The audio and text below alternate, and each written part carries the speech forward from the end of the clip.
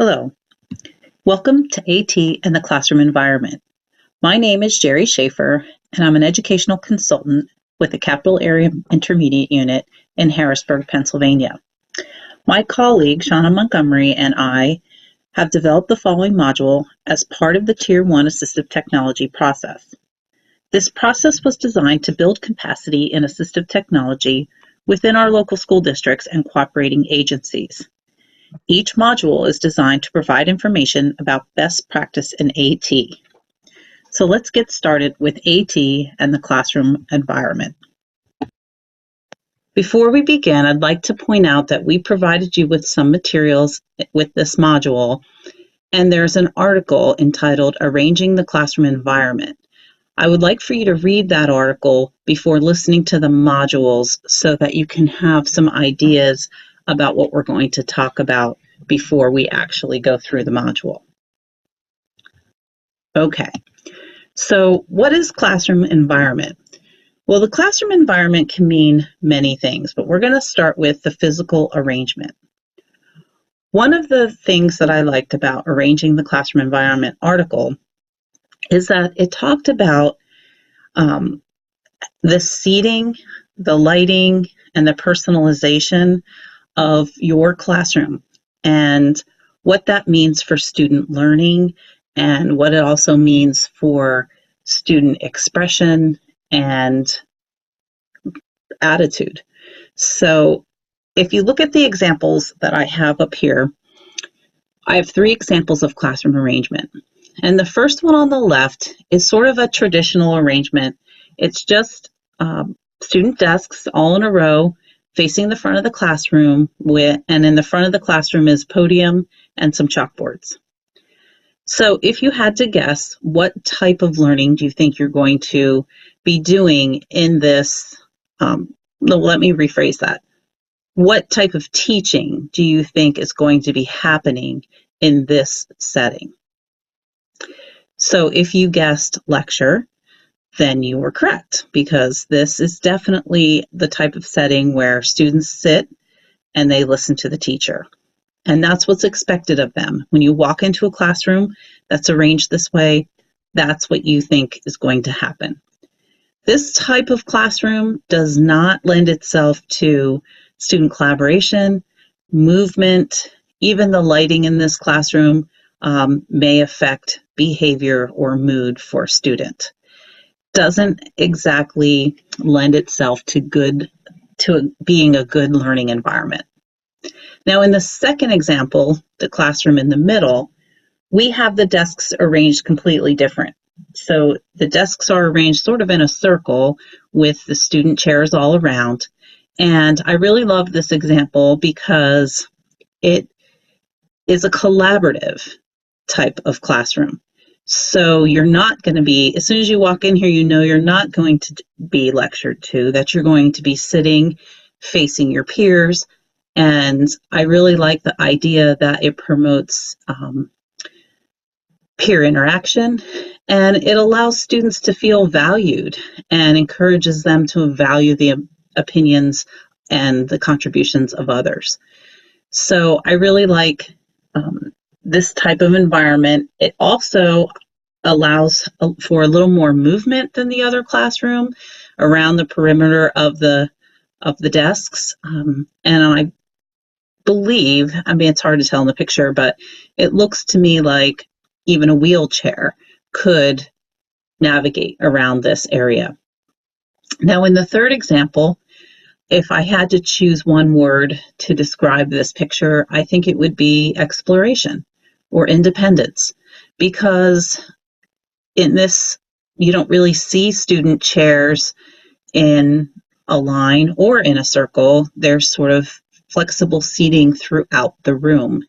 And if you look closely, you can see there are bins and books and materials that students are encouraged to go and get and then sit down, in a chair that's comfortable for them, in a space that they're ready to learn in and do some independent work.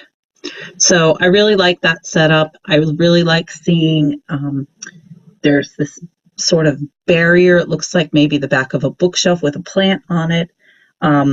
One thing I will point out is you have to be careful that you want to make sure all of your students are, that you can see all of your students in the room. So that type of barrier, if a student is able to get back there behind there and you can't see what they're doing, that could create a situation where there's behaviors that you don't want. However, if maybe your desk is back there and it's creating a barrier from things like your computer and your paperwork and things students shouldn't be touching, then that's the perfect place for it. And bringing plants into your room or decorating your room in a way that's valuable to you, that makes your personality sort of come through, I think is really important. You're in your classroom for many, many hours a week, and it should be a space that you feel comfortable in.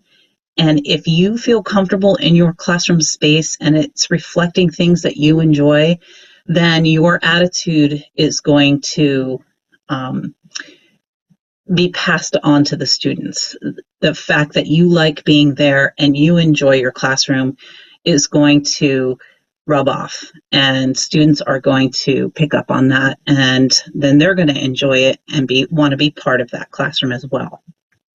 Okay, so the desks and the materials, all the equipment, you want to make sure that you're making them easily accessible to everyone in the classroom. I know in the article they talked about things like bottlenecking. You know, if you put materials in only one place, you have all students possibly getting up all at one time and going and getting those materials. So how could you avoid that? Maybe you could break up the materials into different parts of the room, or you could have, kids separated into sort of classroom teams so that only maybe 4 at a time are going over to one area or one space. So I thought the article did a nice job talking about the physical arrangement of the classroom, the importance of where the seating is, where the lighting is, what the expectations, not only for learning, but socially might be. In addition to talking about physical arrangement of your classroom, it's important to talk about the academic mindset when you're talking about classroom environment. Now, what is the academic mindset? It really means that you are expecting students to come to school and learn. And in many of our classrooms, we have a lot of functional skills that we're teaching. So activities of daily living skills, things like executive functioning type skills, learning how to bathroom, learning how to manage materials, learning how to put your coat on and off. And those are all great skills, but I still think that there needs to be an expectation for academic material. Now, I like this hierarchy of learner needs because I feel like it really expresses or puts a visual to what we're talking about. If you look at the bottom of the pyramid, you see the physiological needs: food, safety, and love. We know that many of our students have a lot of physiological needs. Many of our students with complex bodies have difficulty eating, they have difficulty drinking, and they have difficulty sleeping. So when they come into school, many of them are very tired, they're dehydrated, and they're hungry. And until those needs are taken care of, they're not going to be in a place where they can learn. The same is true for safety. If students do not feel physically and emotionally safe in your classroom, then learning cannot happen. And the love aspect is not only, loving and caring for your student, but also making them feel valued, making them feel like you want to interact with them. Them having interactions with their peers is all part of love. So these three things are absolute. We need them. We can't disregard them. We must start with them. And we want to make sure our students have a nice foundation with these physiological needs so that they can then move up to a learning mindset. Now, I just want to say one thing very quickly. I go into many classrooms and I understandably see us getting stuck in this physiological area. And the reason why is because there's not that many hours in a school day. And by the time, these kids who have complex bodies and who are in wheelchairs and need a lot of time and attention from adults, by the time you get them off the bus and get their things put away, and you might have to bathroom them and make sure they've eaten and, say hello to them and get them socially sort of adjusted to the classroom. Before you know it, it's lunchtime. And then, they're going to the lunchroom, and that's a whole process getting them there and getting them back. And then there's not a whole lot of time before you have to get all of their things packed up again and get them on the bus and they go home. So there's very few moments in the day where academic learning is even possible. And some of the functional learning can sort of happen along the way, but when you're being pulled out for speech therapy or occupational therapy or physical therapy, that also impedes your ability to academically, to inject academic learning. So I get it, and it's completely understandable in some of our classrooms, but we still need to try our best to find ways to meet these needs without spending all day doing it. We want to make sure that there are times in the day when the students are ready to leave that physiological place and get up into the learning mindset. Now, the learning mindset is basically learning readiness, where kids believe that they can learn and that they're here in the classroom to do that. And then they can get ready to understand learning strategies and habits and, maybe what's good for them and the things that they need to learn. And then finally, once they've got that sort of learning mindset going and those good strategies and habits, then you can get into quality instruction and guidance and experiences that are truly academic in nature, whether it's reading or math or science. The learning mindset means that they believe they belong in a learning community, that your students believe they can change through effort. If they work hard, they can learn something, that they can succeed, and that the work that they're doing has value and purpose for them. So coming to school and just getting your needs taken care of and then going home doesn't have that same value for students who came there to learn. So just keep that in mind, and keep in mind that not only does a classroom environment mean the physical arrangement, but it means academically, what are you expecting, and are you presuming competence? After looking closely at the physical arrangement and the academic mindset of your classroom, we want to move on to the social expectations of your class. So when students are in your classroom, there's a lot of social expectations and social rules that need to be followed. Students need to know how to interact with each other. They need to know how to interact with adults, and they also need to know some of the social rules, such as how do they get the teacher's attention? What if they need to go to the bathroom? How to say nice things to each other and make positive comments about each other. So these are all the social expectations for students, and for young children, they need to be explicitly taught They need to be modeled all of the time in the classroom. And typically, a teacher is going to spend a large part of the beginning of their year making sure that these social expectations are in place. So as students get older and they've had more experience with social rules in the classroom, this takes less time. However, you don't want to assume that they know the social expectations of your classroom. So you want to make sure that you put those out there and model them again and make sure you're explicitly teaching those social expectations to the students.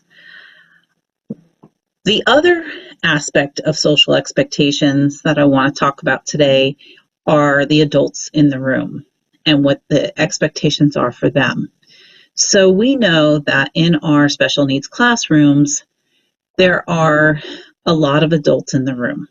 We have classroom aides, personal care aides, nurses, speech therapists, occupational therapists, physical therapists, lots of adults coming and going.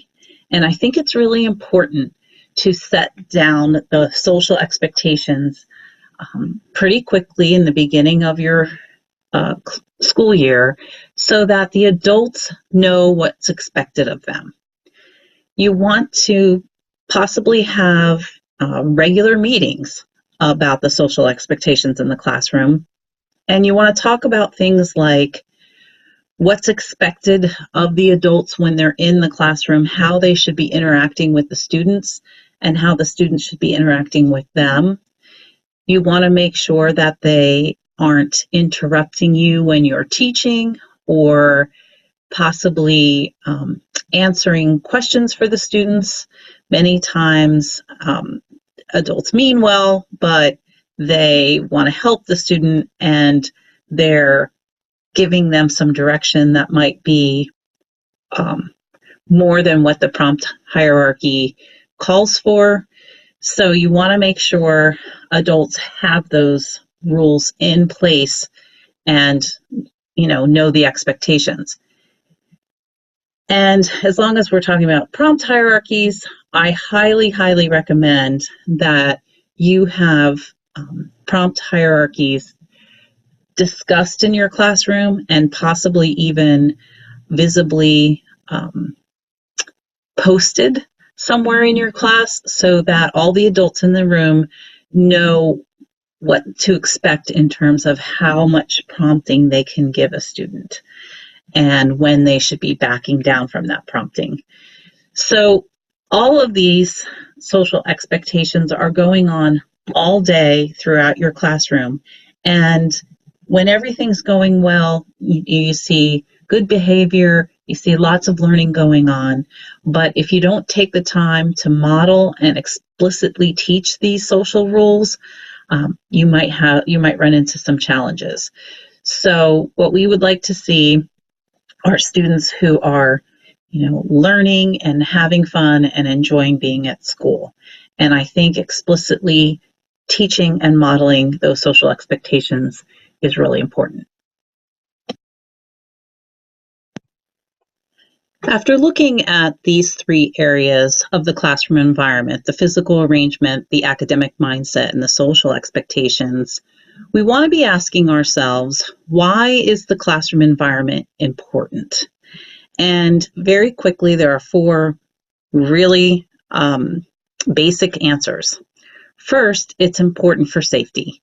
We want to make sure that students are physically and emotionally safe. And this may seem like a given, and you think, oh, my classroom is safe, and that's, it's not an issue.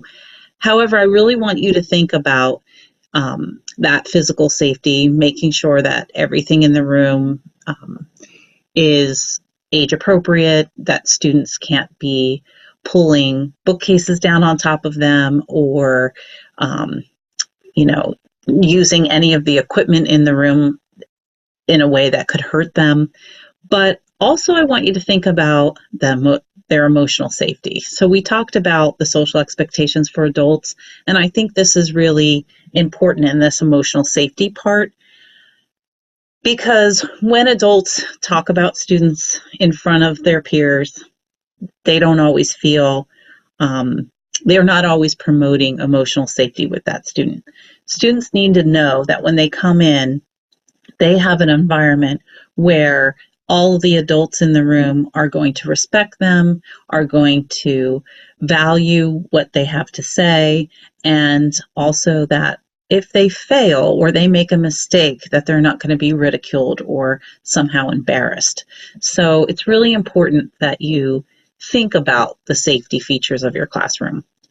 The other, obvious thing that happens when we're looking at our classroom environment is that it increases good behavior. So if you have a good classroom environment, you're going to have better behavior. And we know that we spend a lot of time on behavior with our students, and it takes away from learning and it takes away from teaching. So we want to make sure that we're setting up our classroom for good behavior. The social aspects, of course, as we've talked about already, and most importantly, the learning. We are a classroom and we want our students to be learning. And so if we're spending all of our time on these other issues, then it's less time for us to actually teach students something and stay in that academic mindset. After taking some time to think about our classroom environment in terms of physical arrangement, academic mindset, and the social expectations, we want to ask ourselves, where does AT fit in? This is the Tier 1 process, so we're looking at your overall classroom and what you have available for all students so that they can meet your expectations. Now, this is a protocol that I've developed as a speech-language pathologist, and I call it the All Access PASS protocol. And basically, PASS breaks down into 4 areas: participation, accessibility, social integration, and self-reliance or self-advocacy. And the idea here is that you want to make sure that you're covering all 4 of these areas when it comes to assistive technology and where assistive technology could fit in. So the first area is participation. What are you asking your students to do to participate in your activities or your lesson or your classroom? And when you really break down the tasks they need to perform, you want to be able to say, can they perform those tasks? And if they can't, then what supports can I be put into place? So for participation, it may be something like getting the teacher's attention using a Big Mac switch. It may be writing using a computer. It may be reading using specialized audio equipment. What are you asking the students to do to participate in the activity, and how are they being actively engaged in that activity? The second piece is accessibility, and it basically means how are the students accessing the curriculum and the classroom, physically accessing it. So do they need a switch in order to access a piece of equipment, or do they need a computer to access reading and writing? Do they need a wheelchair or a stander to move around the classroom? What are those accessibility pieces? Have you arranged your classroom so that all students can access materials in your classroom, that all students can participate in a way that you're expecting? The next one is social integration. We've already talked a lot about social expectations. We are social people, and our classrooms are social places. And so once those social rules and expectations are put into place, we want to make sure that students are actually have the tools to be social, to interact with each other, and to interact with adults. That could mean a communication device or a communication board of some kind if students are unable to speak. The next piece is the self-reliance or self-advocacy piece. So when you're setting up your classroom and you're setting up your curriculum, you want to make sure that any expectation you have of the student can be done as independently as possible. We don't want adults always leading the participation or the social integration. We want to make sure that students can independently get their own materials, complete their own work, socially interact with others without being told or directed by an adult. Now, many of our students, especially students with complex bodies, if we have a student who is in a wheelchair and can barely move their body, much less, get their own paper and pencil or get the attention of a teacher, we know that self-reliance piece is not going to be the same, as maybe some other more able-bodied kids. However, that's where that self-advocacy piece comes in. We want these students, if they can't do it themselves because they're not physically able, we want them to use their self-advocacy skills and learn how to ask for help, ask for what they need, direct an adult, and make sure that adult understands their needs, the best way for them to learn, or the things that they want in their environment. So if you put all of these pieces together, you'll see that really everything we've talked about so far in the module kind of is wrapped up in this All Access Pass. If you can remember the participation, accessibility, social integration, and self-reliance pieces, your student will have an All Access Pass to your classroom.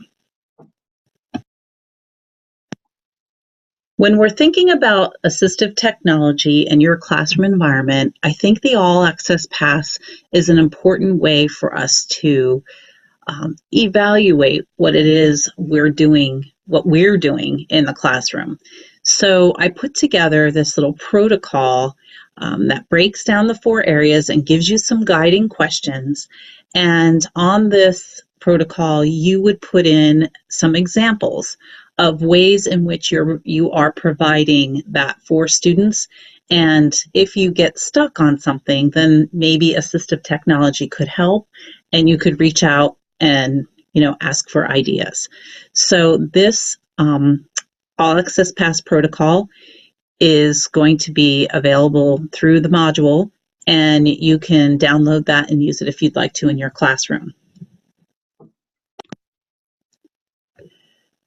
So we've come to the end of this module on assistive technology and the classroom environment.